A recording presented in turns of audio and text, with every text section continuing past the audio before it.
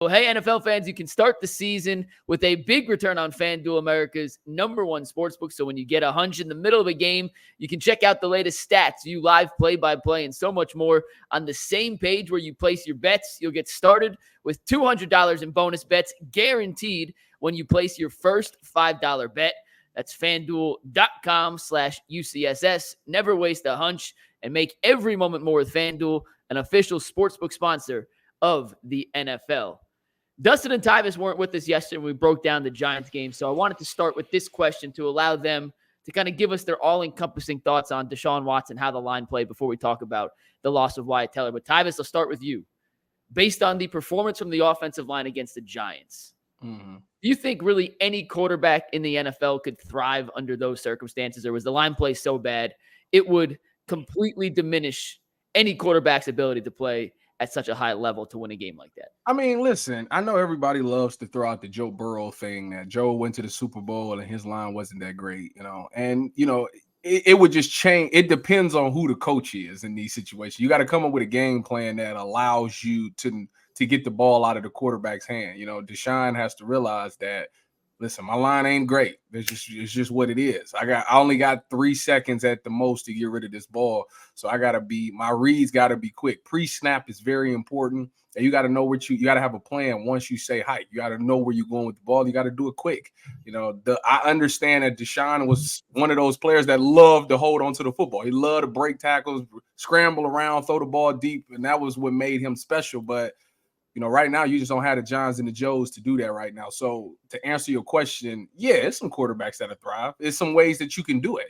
Think about the Steelers. The Steelers offensive line is not that great, but they do a great job of moving the pocket for Justin Fields. So he's rolling out and doing things like that just to buy him some extra time, which Kevin Stefanski got to in the fourth quarter of the game, which is a little bit too late, but he figured out what he needed to do.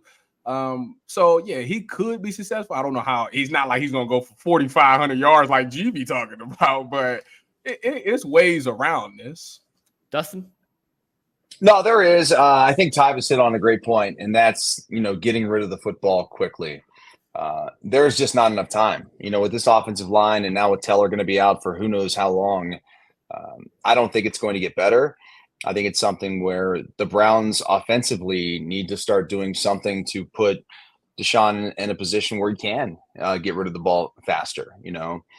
Last year, this offense, I mean, I know it was a little healthier than it was, or it is right now. And David Njoku's not healthy, so that hurts tremendously for this offense. But I just think it's got to be quick game. Unfortunately, we don't have Nick Chubb right now, so we can't just totally rely upon the running game. Even though, Ford kind of had some moments in that game on Sunday, I just don't think that this sort of way we're playing offense is sustainable. You cannot sit back there and drop Deshaun Watson back 5-step, 7-step drop and expect these guys on the edge to hold up. They're just not going to be able to do it. And DeJuan Jones specifically, and G. Bush can probably speak about this. I always rely on G. Bush. He's the big man on the show that played the line. So I don't know. The line's not getting better is the point. And Deshaun's, I mean, he played okay in this game. I thought he made some throws, but I also think he missed a lot of gimmies that he would love to have back, like easy slants, some throws that have to be made, because I think he's starting to see ghosts. And I can't blame him, frankly. I understand how difficult it can be for him to be back there and the pressure that he's facing. And it's probably easy for him to say, gosh, this stinks. This sucks. I can't do anything. But it is what it is. I mean, there's been lots of quarterbacks that have played behind bad offensive lines, and you sort of have to just deal with what you got. And then it's also on Kevin Stefanski to try and put Deshaun in better position so he's not forced to sit back there like a sitting duck. G? Man, I thought both of y'all had some very, very down-to-earth points. And, it was so bad, I called McNuggets. And I called him and I was like, yo, Tyvis, listen, I'll be watching film. I'll be like, yo, what's this, man? I'll be watching it. And then I call people like, hey, listen, I seen somebody in the cover 3. Let me ask you this question on this. I watched y'all 22 finally. And it was so bad that I made my parents watch it because I wanted to witness that somebody else was witnessing what I was seeing. I was like, am I tripping here? Like I don't want to wild out and be like, oh, that's just G. Bush being over the top. You Duke and need jerk. So I'm looking at it, and then I had to call McNuggets.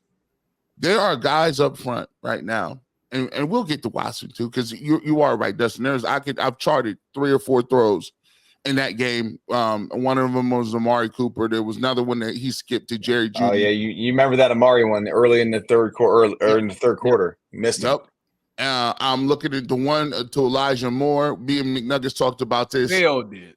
Yeah, and I was like, I don't know if he sailed it. I don't know what he was looking, miscommunication, but I'm putting that one there. So there's throws out there to be had that he missed that he would want back.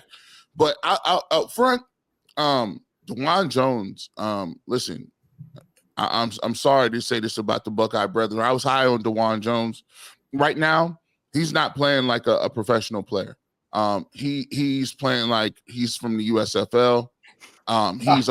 He's about 100 pounds. He needs to lose about 100. I mean, he's not even out of his stance. He's not even getting to the kick slide, Tyvis. He's not even getting there. No. Guys are blowing past him.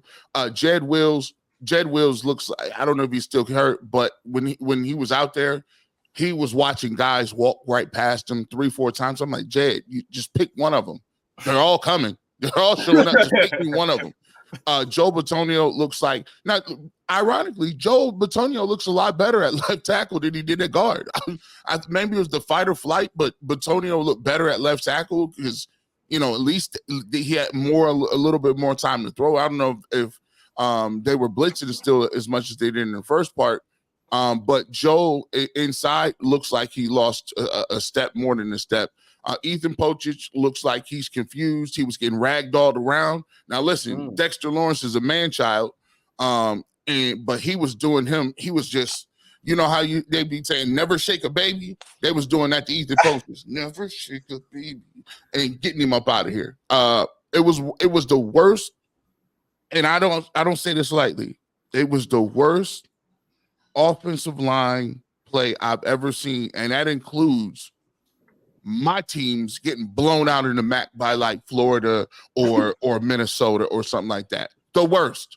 Like it was that bad. And I couldn't believe it. I had to call McNuggets because I could not believe what I was seeing. It was just, I don't know. It just seemed like they didn't want to play. G and I talked for about 30 minutes as I was driving a basketball last night. Tyvis drove right past the crispy chick, thought of you on each way as I was passing by. And G's like, I know you watched some of it because you posted some of these clips already. And it's worse than I remember. Like, it's bad as I thought it was, and then even worse. We started talking about a few specific plays. Gee, I wish we had a whiteboard or ability to draw, but the Browns' inability to block a stunt right now is it's catastrophically bad. It's terrible. I was actually watching that on the Blitzes. It's like the funny part is, so don't get me wrong.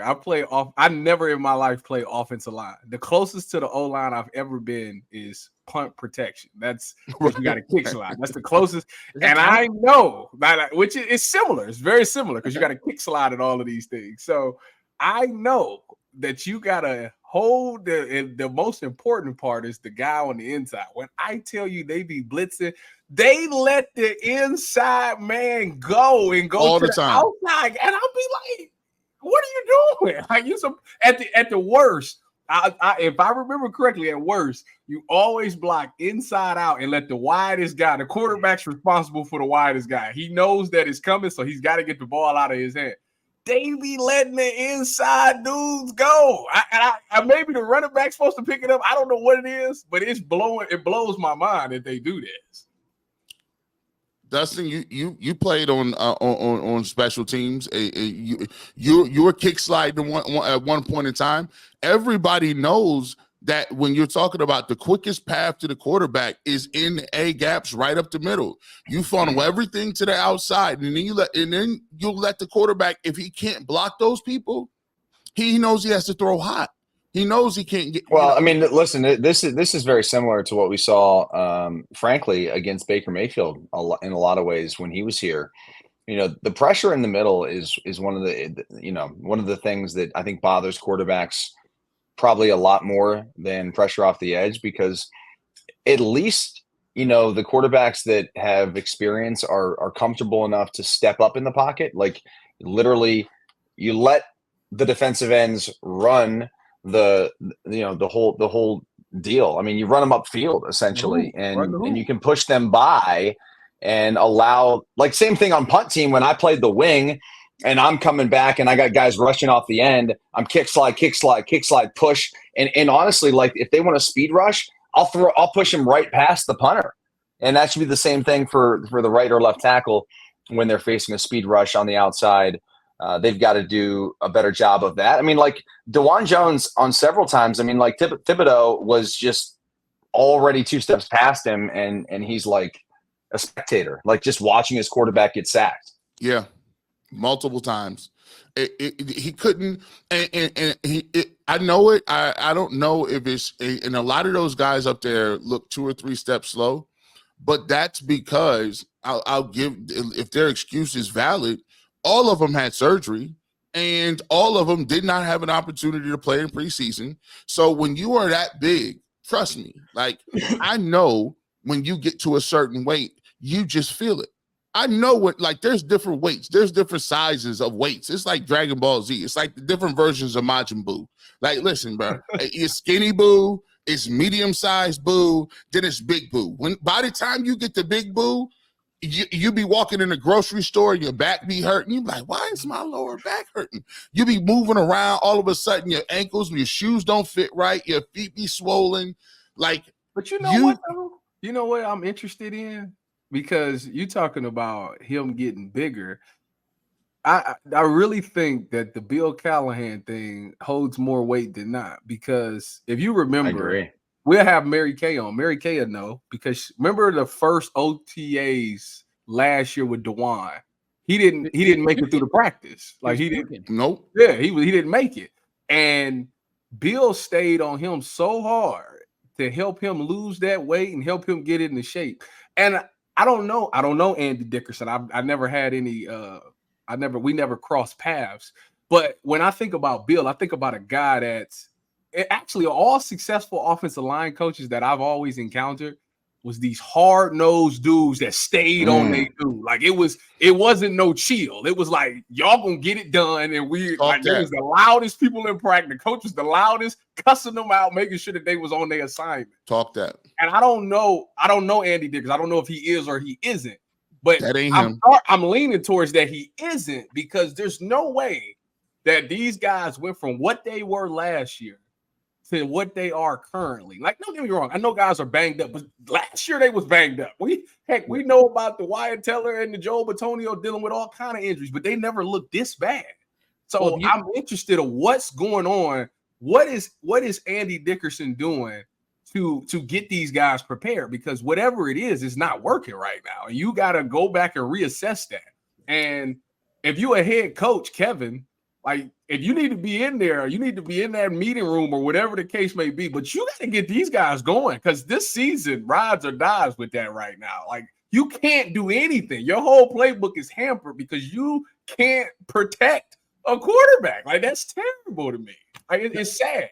Tyvis, I don't know Andy Dickerson either, obviously, but if you go back and listen to Wyatt Teller during training camp, he was asked about the difference between Callahan and Andy Dickerson, and he said Callahan was old school, super tough in your face. Dickerson's a lot more laid back, chill. And I'm curious if, when you have a head coach that has that persona, do your position coaches kind of have to be a little more fiery to counterbalance it so it's not such a laid back, relaxed environment? Or can you, I guess, succeed, for lack of a better term, if a lot of your coaches have the same kind of temperament and it's all the more passive side?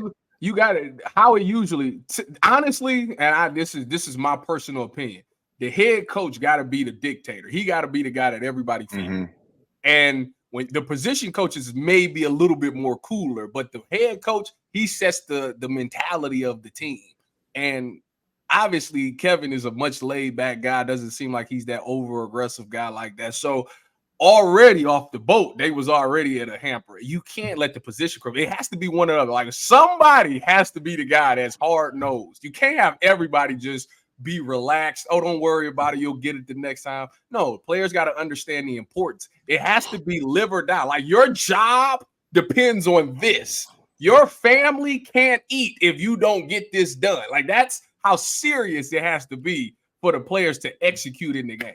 ask Dustin. See, Dustin and Tyvis both won championships, right?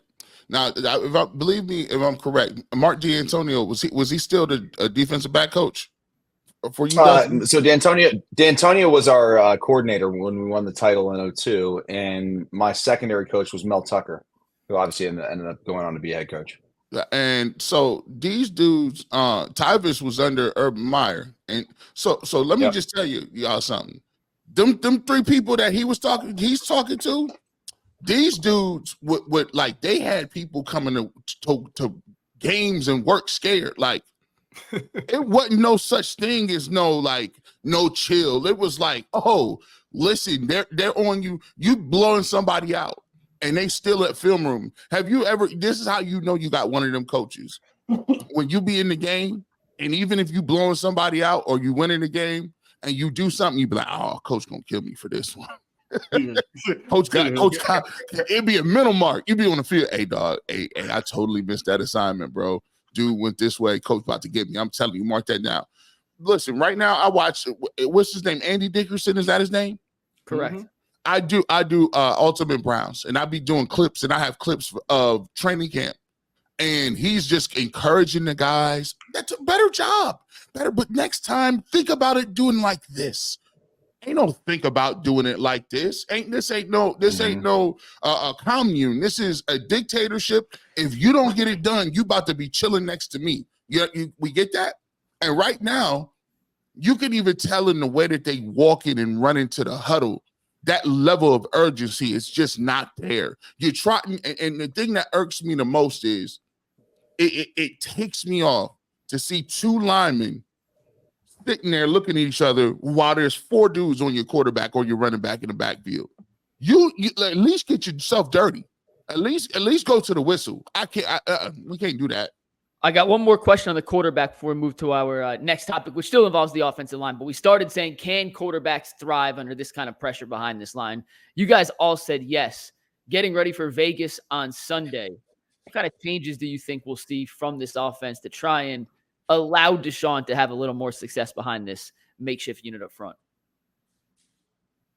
Dustin, I mean, I guess I'll jump in here. I don't know. I mean, the Browns were down 3 offensive tackles, and you had to move Bitonio around. I mean, it's just there's so many issues, and even Bitonio talked about it this week. Like it's really, really difficult right now for this offensive line, and on top of that, like I don't think that Deshaun Watson is quite where he I don't think he isn't. I mean, he's not where he needs to be.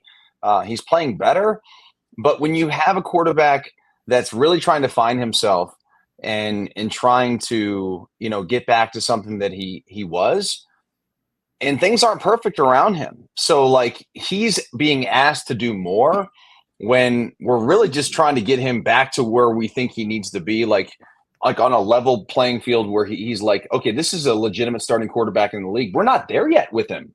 Yeah. And then you add on top of that the offensive line issues. Like this is a disaster to some degree right now. And like concerned is an understatement because the Browns, I don't know where you go from here. You're not getting better personnel wise. This is the quarterback that you're going to ride or die with for the foreseeable future. And with the offensive line banged up, no Nick Chubb, no Njoku. I mean, Vegas is going to be a scalded dog this week. You saw what happened this past weekend against Carolina. Like Andy Dalton tore them up. They're going to be pissed off. It's a home game for them. You saw what these defensive linemen did for New York. They're 3 best players on defense. And by the way, they're like the only 3 guys that could probably even play on the Browns defense were the defensive linemen. Okay. And that's the strength of this Vegas defense as well, led by Max Crosby. So, okay, Dewan, good luck with Max Crosby this week. Or whoever's playing, I guess I should say. Yeah. This is why, when we did the post-game show and I did some other shows, I said, for once in the season, the quarterback is a concern, but you got other fires otherwhere that's a concern more than actually the quarterback, right? Like, because the bar was so low for Deshaun Watson, it was like, I didn't even think he could make it through a season, like, getting hit or whether or not he was going to be able to, like, at least I see certain things, like at least a couple of throws that I've seen that he threw to Amari Cooper on the sideline and the touchdowns and some of the things, I'm like, okay, that at least I can mess with. I can at least see that that's some progress. Right. But for the offensive line, it's not going to get no better. Wyatt Teller's going to be out minimum 4 or 5 weeks. James Hudson is not a pro level player. He's just not. Just to be honest with you, like people when they see the Browns line, they're like, listen, we're gonna really follow this guy wherever he's at, and we're gonna attack this guy right here. DeJuan Jones right now is not in any shape. He's hobbled, he's hurt, and he still has to be in shape. He's not in shape. He's also not a guy that's going to be able to help you contribute to anything. And then you're looking at it like this: maybe we get Jack Conklin back, but again, I keep telling you guys, linemen and bigger guys have to work their way back into shape. And no lineman is going to work their way back into shape against Max Crosby. We've been talking about these pass rushers the last 4 days. Christian Wilkins is legit too. What you they mean? Got an interior guy. So they getting pushed in the middle and pushed from the outside. So you say what they're going to have to do? They're going to have to scrap this whole, all that grandeur thoughts and grandiose thoughts of 5 wide and horseshoes and Lucky Charms. That's got to go. You better find you a couple of plays. What my coach used to say, we gonna run boot, scoot, draw, and log. That's what we gonna run. We running 42 gap. We're running 28 talk. We not running none of that stuff that we thought we was going to go. You got to go to a high school playbook.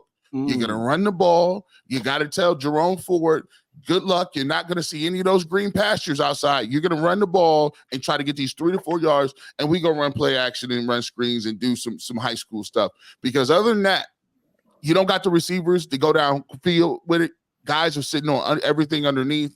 They need to lean on their defense, but the scary part is, how you going to lean on the defense if Myles Garrett is playing at 50% McNuggets? It's tough. Tyvis, last point, we'll move on. My point is that G is not all the way wrong. I think that when you think about this season, they have to do the things that they practice. Like I said, when every report we got out of training camp was Deshaun's getting the ball in and out of his hands. It's all quick game. And that's what you're going to have to do because you don't have time. So if you're going to throw the ball, it has to be that. You think about the Browns' best drive this season was the opening drive against Jacksonville. 16-play drive. Old, nasty, grimy, dirty football. That's what it's going to be. The flashy stuff is, you don't have the Johns and Joes for that. You ain't throwing no bombs. Our best deep ball threat is Amari Cooper on a 20-yard fade. That is considered a deep ball. That don't even classify as a fade. 20-yard fade. That's what it is. When he caught the fade on the sideline, that's our bomb right there because we don't have the guys to do it. So it is what it is. Like Deshaun, stop the scramble. It's not going to be Houston stuff. You're not about to scramble around, break some tackles, and just chuck it deep. That's not what it is. You don't got the guys that's doing that anyway. So run the quick game, run some screens, run draw, and run the ball. Like that's just the Cleveland Browns offense this year because that's just what it is. Move the pocket. You get you some rollouts and stuff like that. But that's it. You ain't this the days of double move and fade balls and deep 20-yard, 40-yard posts. It's not happening this year. It's just not. We have Mary Kay coming on at noon, and we love Mary Kay. But if I have to sit and read one more article next summer of this new look Browns offense and how they're going to change the world, I'm throwing out the Cleveland Plain Dealer and I'm using it as fire paper. That's all I'm saying. It always, no matter what, goes back to the same thing. All right.